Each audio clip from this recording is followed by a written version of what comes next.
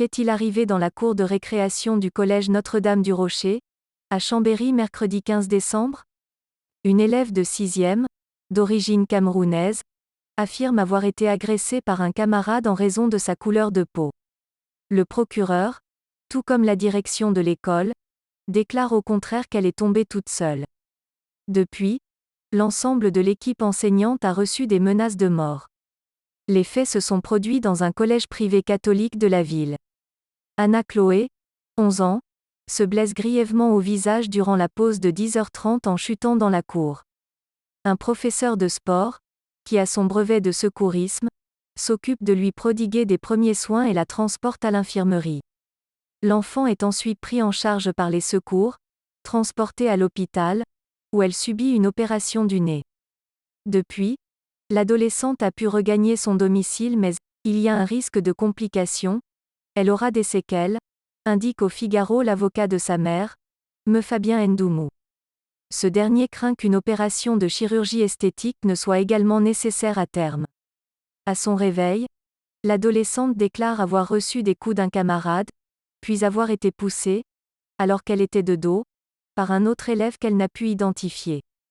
Selon Mi Ndoumou, cette bagarre fait suite à une série d'insultes et de brimades dont Anna Chloé se dit victime depuis la rentrée dans ce nouveau collège.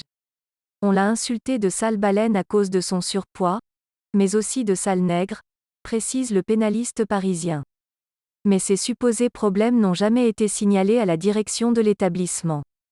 Anna Chloé se fait surtout remarquer pour ses difficultés scolaires et sa propension à s'arranger avec la vérité.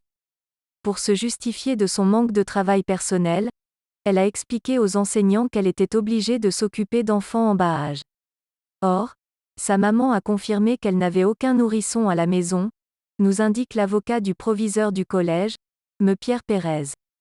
Pour la mère de l'adolescente, il ne fait aucun doute que sa fille a été victime d'une agression raciste, protégée par la direction de l'enseignement, qui a refusé de lui fournir les vidéos des caméras de surveillance de la cour de récréation. Vous voulez protéger un blanc? Aurait-elle lancé au proviseur, selon Me Pérez. Le matériel est en réalité obsolète et n'enregistre plus de vidéos, nous soutiendrons. La mère de la collégienne a depuis déposé plainte pour des faits de violence, ce qui a poussé le procureur de la République de Chambéry à demander l'audition de tous les témoins dès vendredi dernier. Le parquet a depuis fermement réfuté la thèse d'une agression raciste. D'après l'enquête, l'élève était en retard alors que la cloche avait sonné la fin de la récréation, elle a chuté sur un banc puis au sol. Selon l'avocat du directeur du collège, il y avait 200 personnes dans la cour, au moment de la chute. Personne n'a évoqué une éventuelle bagarre.